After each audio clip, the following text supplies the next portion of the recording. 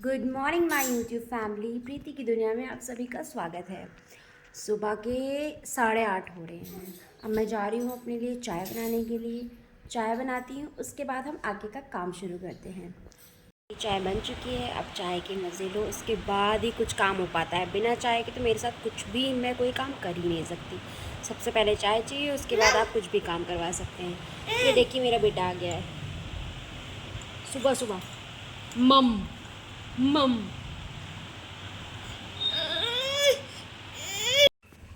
चलो अब लंच बनाते हैं। मैंने राजमा चढ़ा दिए हैं और अब मैं थोड़े बहुत बर्तन वॉश कर लेती हूँ जब तक कि मेरे राजमा पकेंगे।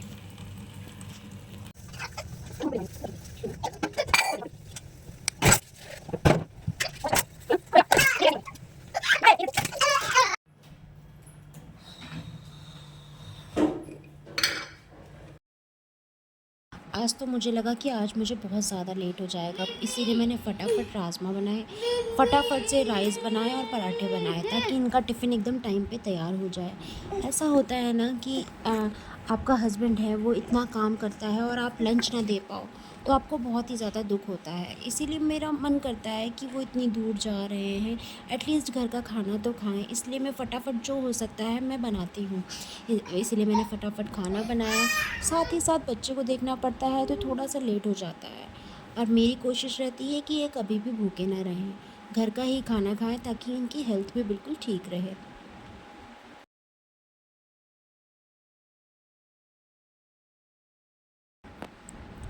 फटाफट से बना के खाना, उसके बाद मैं थोड़ा सा शायद रेस्ट कर पाऊँ। शायद क्या, थोड़ा बहुत भी रेस्ट मिल जाता है तो बहुत सुकून मिलता है। पर बेबी की वजह से इतना ज़्यादा रेस्ट तो नहीं हो पाता है।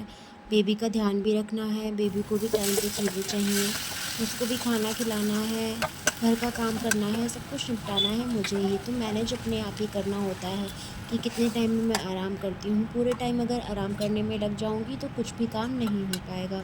इसीलिए मैं पहले सबसे पहले काम करके जब मेरा काम फिनिश हो जाता है तब जाके मैं कुछ करती हूँ। फाइनली लंच मेरा बन चुका है। अब जाके बहुत बेटर फ़ील हो रहा है क्योंकि इसके बाद मैं थोड़ा सा फ्री फ़ील करती हूँ। थोड़ा रेस्ट टाइम होता है, उसके बाद रील्स का टाइम होता है। तो आज मैंने बनाया है राजमा और राइस, और अगर वो कहेंगे तो मैं पराठे भी बना दूँगी। फिर उसके बाद इनका टिफ़िन पैक करना है और फ्री हो जाना है। फाइनली मैं थोड़ा सा फ्री हो चुकी हूँ। फ्री इन द सेंस कि मैं किचन से फ्री हो चुकी हूँ। उसके बाद अब मेरे को अपना रूम बिल्कुल सही करना है। रूम का बहुत बुरा हाल कर देता है मेरा बेबी। अब उसको सही करूँगी, बस वो थोड़ी देर के लिए ही सही रहता है, फिर उसके बाद फिर से वही कंडीशन हो जाती है उसकी।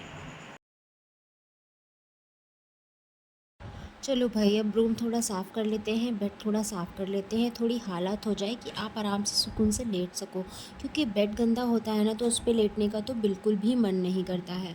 बेड क्लीन हो जाएगा तो आप सुकून से लेट सकते हैं।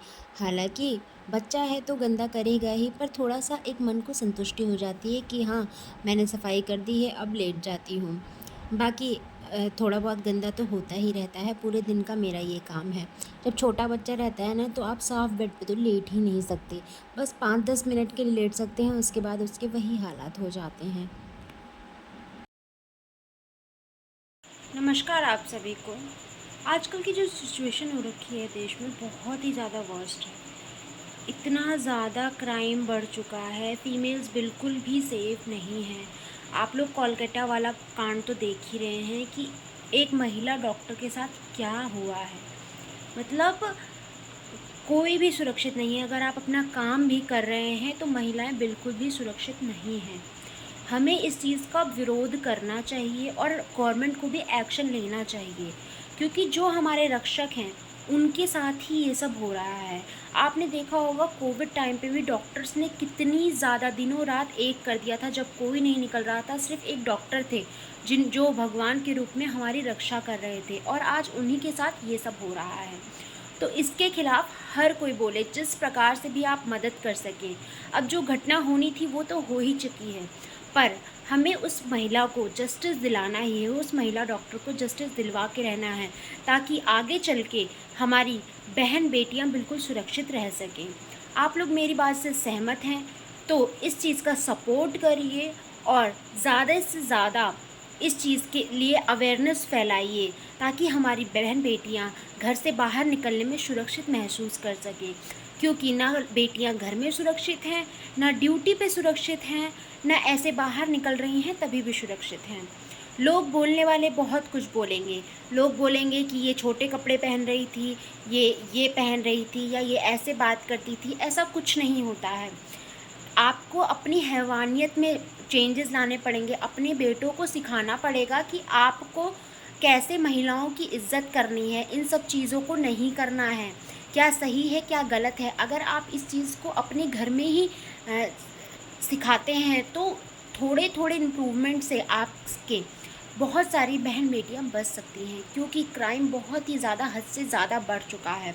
मेरा बस यही निवेदन है कि उस महिला डॉक्टर को बस जस्टिस मिले किसी भी प्रकार से।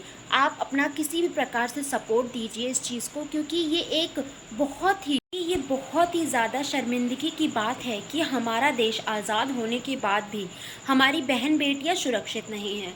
सभी से निवेदन है कि जो भी ये चीज़ें हुई हैं इसके खिलाफ सभी लोग आवाज़ उठाएं और उस महिला को इंसाफ दिलाएं। बस इतना ही मैं आपसे कहना चाहती हूँ। धन्यवाद।